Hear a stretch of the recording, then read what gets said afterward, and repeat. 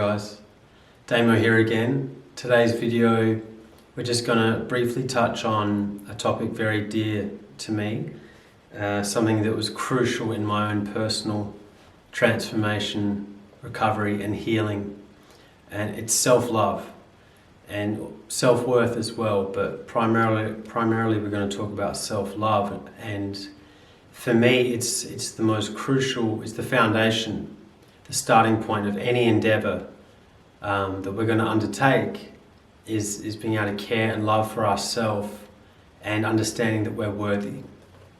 We're worthy of that future, we're worthy of that experience. I just want to read a quick line out of my book here.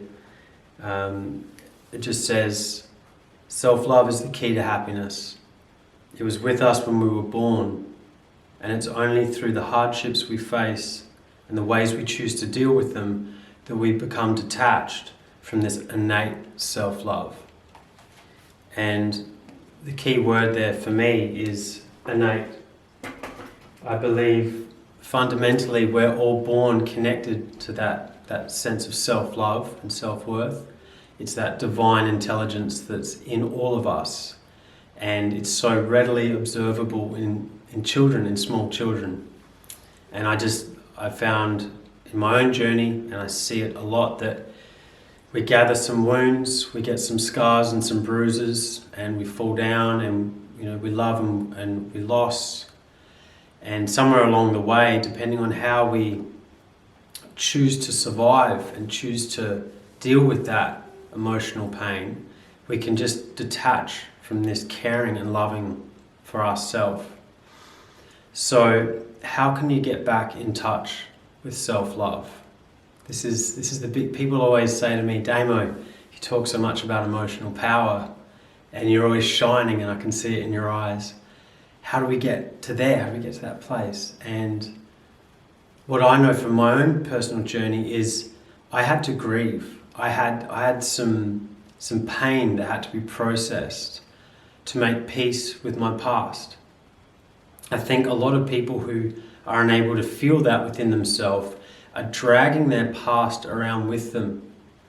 And through acceptance of exactly how things are, and allowing, if there is some unresolved emotion there, you've got to feel if you want to heal.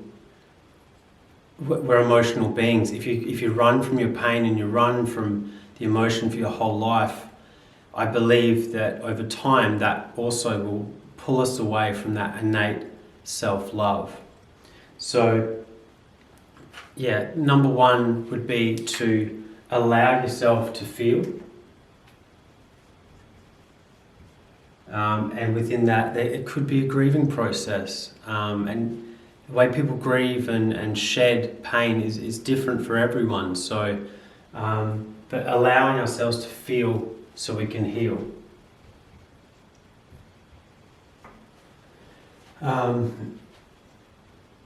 Second one is cutting out the blame. They say in Buddhism, all suffering is caused by resistance to what is. And I've heard many great speakers talk about this. We're all doing the best we can from our state of consciousness, our current point of consciousness. So when we attack ourselves and we blame ourselves for the past, this event that it's gone now, in this moment you can't jump back there and change it. But we change our chemistry and we pull away from that self-love, attacking ourselves for something that we've done. If you can come back to that understanding that you've done the best you could, and the only person that you're harming, well, you harm yourself, but you harm the people that love you as well. When you see a loved one lost or in that place of depression, it's gut-wrenching. I know this from my beautiful friends and my family that watched me battle severe depression for a decade, for 10 years. So it's not easy on anyone. And I think the most crucial part about the process is congratulating yourself, going that step further and actually saying to myself, I don't excuse my behavior possibly, but hindsight's a load of rubbish. What has been, and the only control we have now is in this present moment. So if we're going to talk about self-empowerment, the best thing we could do is actually say, I don't condone maybe that behavior, and I take responsibility for my life, but well done. Well done for that limited way I needed to survive when I was younger. I did the best I could. Then you remove, in that instant, you move back to self-love. Because if we're going to come back to self-love and you're going to judge and blame yourself over the past, then you're going to remain separate from it. So we're really talking about having some compassion, for yourself. Compassion for self so that you can reconnect. And within that, you free the past.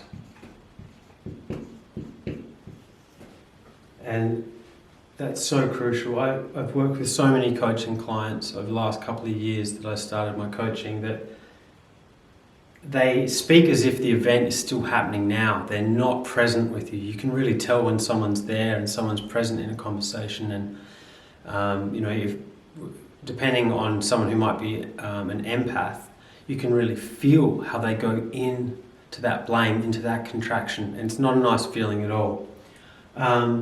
So feel to heal, compassion for yourself, freeing the past, which is about acceptance. And the other big thing here is with self-love is you've got to actually do the things you love. When we have a dream or we have things that light us up and they inspire us, but we disconnect from our power, our intrinsic power and truth to express that, then it has a cascading effect. It really does. It harms our sense of self-worth because, it's this thing over here that's we always feel just eludes us. It's over here because we're choosing to not pursue the things we love. So it's about taking time out, or should I say making time, prioritizing the time to connect with what you love. So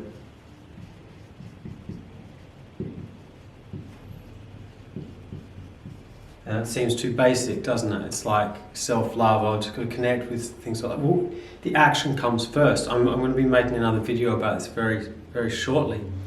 In my journey of transformation from a drug addict, suicidal, depressed, critical head injuries, over 42 pieces of titanium now in my skull, breaking my back in 6 places. Prognosis was very bleak, very dire. I found that the action has to come first and that our thoughts can actually betray us. Equally, our limited emotions such as fear and blame and shame, they betray us as well.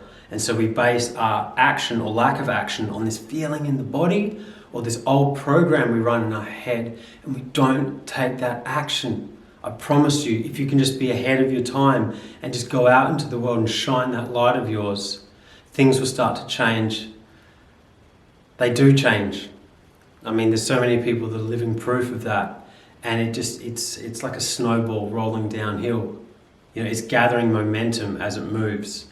And before you know it, you realize that you're powerful beyond measure, that there's anything you set your mind and your heart to, when there's this congruency between the two, you can make manifest everything that you want in life. But it really does start here. It starts right there in the center of your chest. So there's just some quick tips. I'm going to be making many more videos about this. It's very dear to my heart. Emotional power is what changed my life. So anyway, I hope you guys are having an awesome day or night wherever you are in the world. Much love.